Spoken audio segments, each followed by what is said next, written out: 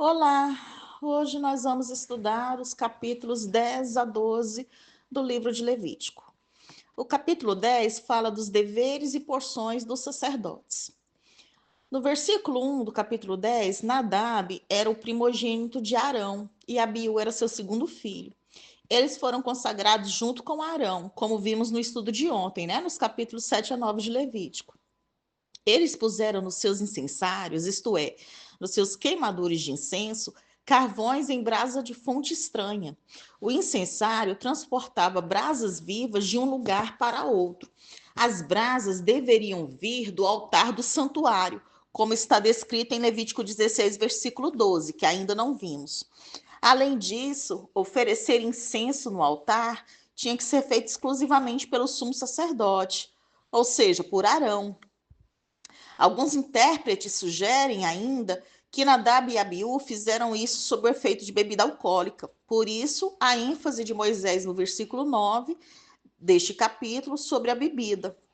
Quem decide servir ao Senhor necessita ter uma vida consagrada a Deus, não fazendo parte dos costumes do mundo. Embriaguez e servir ao Senhor são coisas que não têm como andar juntas. Às vezes, alguém pode se perguntar por que Deus consagrou Nadab e Abiú como sacerdotes se logo eles fizeram algo errado. Não sabemos a vontade de Deus, mas podemos inferir algo a esse respeito. Deus os consagrou mesmo sabendo que eles fariam algo errado para mostrar a Israel que absolutamente ninguém estava isento de fazer o que era a ordem de Deus e que o Senhor cobrava mais ainda daqueles que se dizem seus servos. Isso vale também no Novo Testamento, na Nova Aliança, pois como está escrito em Lucas 12, versículo 48, a quem muito foi dado, muito será exigido. A quem muito foi confiado, muito mais será pedido. No versículo 2 do capítulo 10, fala sobre o fogo que consumiu Nadab e Abiú. No capítulo 9, versículo 24, que nós vimos ontem, o fogo que consumiu a oferta não foi criado por homem, era o fogo do Senhor. A partir de então, os sacerdotes deveriam manter o fogo continuamente aceso. Esse mesmo fogo do Senhor, o fogo divino que consumira o sacrifício inaugural, provendo expiação para o fogo, foi o mesmo fogo que consumiu agora Nadab e Abiú, que se aproximaram do altar divino de maneira desautorizada. No versículo 3 do capítulo 10, a resposta letal e imediata do Senhor mostrou aos sacerdotes em ofício que ele, o Senhor, é santo. Já o silêncio de Arão refletiu seu discernimento de que rituais de lamentação no santuário eram inapropriados. Também mostra que o nosso amor pelo Senhor deve ser maior que tudo, inclusive maior do que o amor pelos nossos filhos. No versículo 4 do capítulo 10, Misael e Eusafã eram primos de Arão e Moisés, então eram levitas, membros da tribo de Levi. Portanto, responsáveis pela pureza do santuário, mas não eram sacerdotes. Como levitas, eles podiam remover os corpos de Nadab e Abiú sem ofender a Deus. No versículo 6 do capítulo 10, Eleazar e Itamar, filhos de Arão, substituíram seus falecidos irmãos como sacerdotes, e futuramente Eleazar substituiria Arão após sua morte. Quando Moisés diz a Arão e seus filhos para não desgrenhar os cabelos nem rasgar as vestes, ele estava falando para que eles não fizessem os ritos de lamentação, pois profanariam o santuário sagrado através da lamentação e correriam o risco de morte, e trariam ainda culpa sobre todo o povo. Se os sacerdotes comprometessem a santidade de Deus e fossem desqualificados para fazer a expiação, as ofertas pelos pecados e pela culpa, a comunidade não seria protegida da ira divina. Embora Arão e seus filhos não pudessem lamentar, a comunidade de Israel, os parentes da família, poderiam cumprir as suas obrigações e lamentar por eles.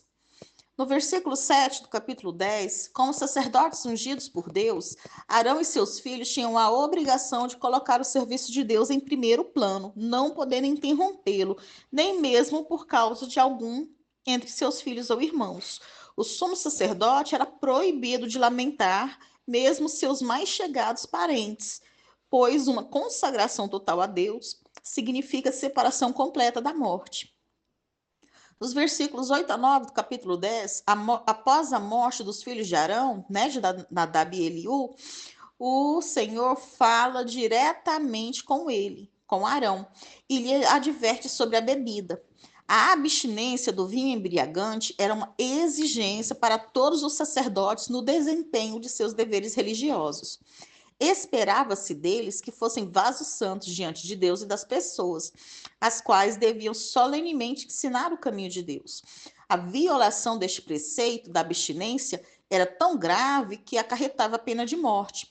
A lição é clara: Deus considerava qualquer quantidade de bebida embriagante incompatível com o serviço e dedicação a ele. No versículo 10 do capítulo 10, o trabalho dos sacerdotes era o de ensinar ao povo essas distinções religiosas básicas. Santo se aplica a tudo que pertence a Deus. Limpo é aquilo que lhe é apropriado. Coisas profanas e imundas são indignas da presença de Deus. No versículo 11 do capítulo 10, a instrução visava capacitar o povo a discernir a conduta adequada em questões do culto e atividades diárias. Os levitas em geral e os sacerdotes em particular deveriam conduzir o povo nos caminhos que o Senhor ordenara. Um decreto era uma lei divina que deveria ser guardada. As instruções foram dadas para a felicidade, prosperidade e bem-estar da nação. Nos versículos 14 e 15 do capítulo 10, a porção sacerdotal das ofertas de paz podiam ser comidas nas casas dos sacerdotes. Dos versículos 16 a 20 do capítulo 10, Arão e seus filhos tinham oferecido duas ofertas pelo pecado. Uma por Arão, com a aspersão do sangue no lugar santo e queima do restante, e a outra pelo povo, com a aspersão do sangue no altar dos holocaustos, no átrio, e cuja carne os sacerdotes deveriam comer. Normalmente, Arão e seus filhos deveriam ter comido a carne da oferta pelo pecado do povo, para completar o processo de expiação, mas eles não o fizeram. Moisés acusou os filhos de Arão, Eleazar e Itamar, de terem falhado em comer as porções consagradas da oferta pelo pecado que o Senhor determinara. Por terem falhado em executar a cerimônia ritual adequadamente, a culpa da comunidade persistiria. Eu não sei se vocês lembram, mas no estudo de ontem, né, nós falamos que uma das formas de mostrar que o Senhor tinha aceito a oferta era que o sacerdote comia, né, a carne na frente das pessoas. Então, continuando, Arão tinha que determinar se a profanação feita por Nadab e Abiú tornara as porções da oferta pelo pecado inadequadas para o consumo sacerdotal.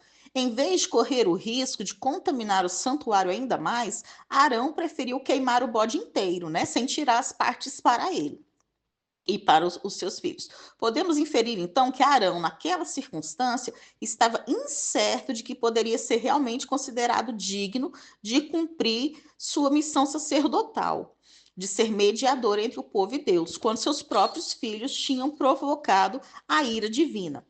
Então Moisés se deu por satisfeito com a explicação, e como o Senhor não deu nenhuma instrução posterior a Moisés nem a Arão sobre esse assunto específico, a gente pode inferir que o Senhor também se deu por satisfeito. Agora, nós vamos estudar o capítulo 11. O capítulo 11 trata da lei sobre os animais limpos e imundos. As restrições que se impuseram na dieta dos hebreus tinham razão determinada.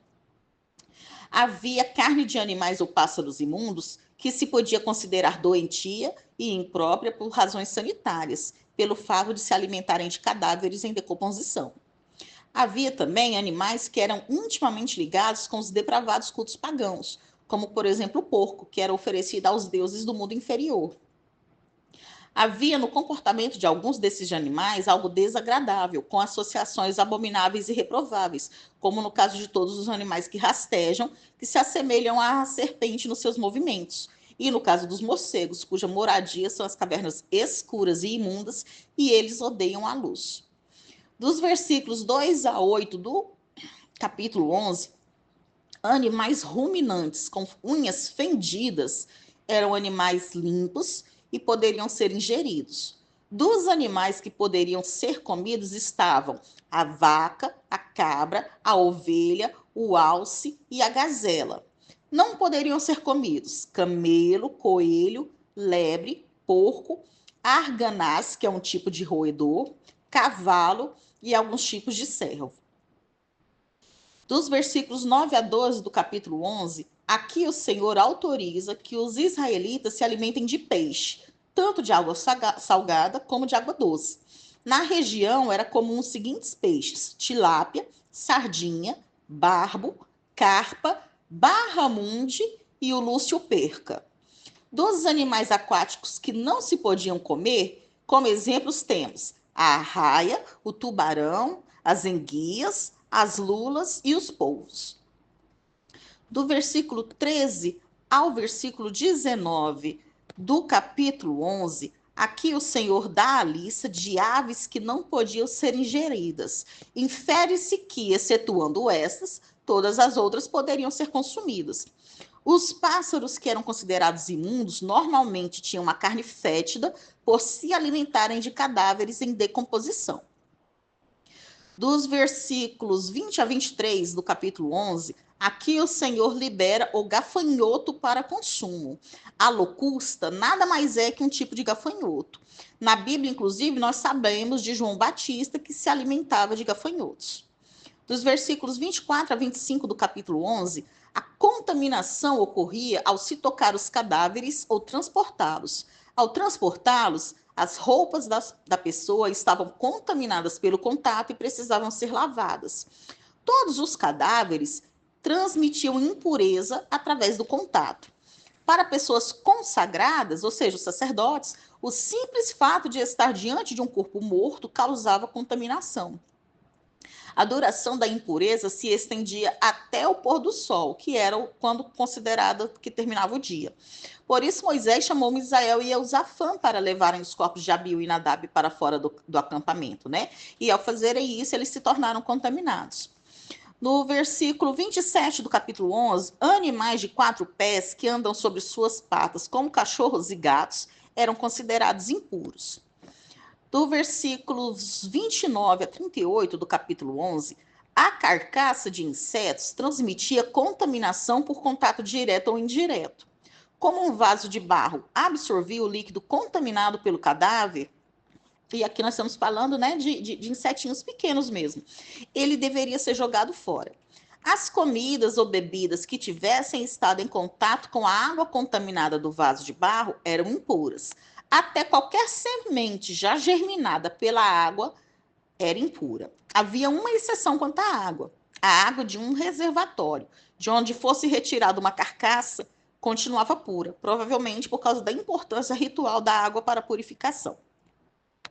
Dos versículos 39 a 40 do capítulo 11, qualquer animal que fosse morto por animais selvagens ou que tivesse morrido por causas naturais poderia ser comido, mas continuava transmitindo impureza. Então eram proibidos para os sacerdotes.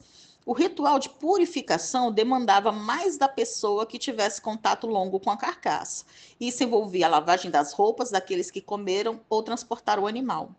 Dos versículos 44 e 45 do capítulo 11, as instruções no tocante ao alimento puro e impuro foram dadas por motivos de saúde, mas também são padrões para ajudar Israel a permanecer como um povo separado da sociedade ímpia ao seu derredor.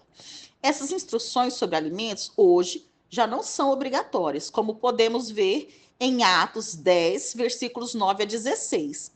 Jesus também tinha dito algo a respeito em Mateus 15, versículo 11, quando ele diz: não é o que entra pela boca que contamina o homem. Paulo também reforça esse princípio em Colossenses 2, versículos 16 e 17. Agora vamos falar sobre o capítulo 12. O capítulo 12 trata da purificação da mulher após o parto. Dos versículos 1 a 8 do capítulo 12, o filho recém-nascido de uma mãe não era impuro, pois o menino era circuncidado no 8º dia e a mãe ficava em isolamento. O fato da circuncisão ser parte do dever da mãe mostrava a contribuição da mãe para a comunidade. Ela era o meio pelo qual a bênção de Deus vinha sobre seus filhos dentro do compromisso do pacto dos israelitas com Deus. Os filhos eram considerados presentes de Deus. A mulher grávida não era considerada impura. A impureza vinha do sangue e dos fluidos envolvidos no parto. A perda de sangue poderia levar à morte, o que ilustra a relação da impureza com a morte ou com a ameaça de morte. No versículo 5, o texto não explica por qual razão o nascimento de uma filha tornava a mãe 2 vezes mais imunda do que o nascimento de um filho. Talvez seja porque uma filha era uma mãe em potencial e estivesse mais sujeita à impureza do que um filho.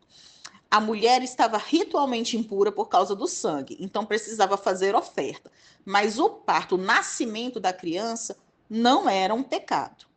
Então, nós terminamos o estudo dos capítulos 10 a 12 do livro de Levítico.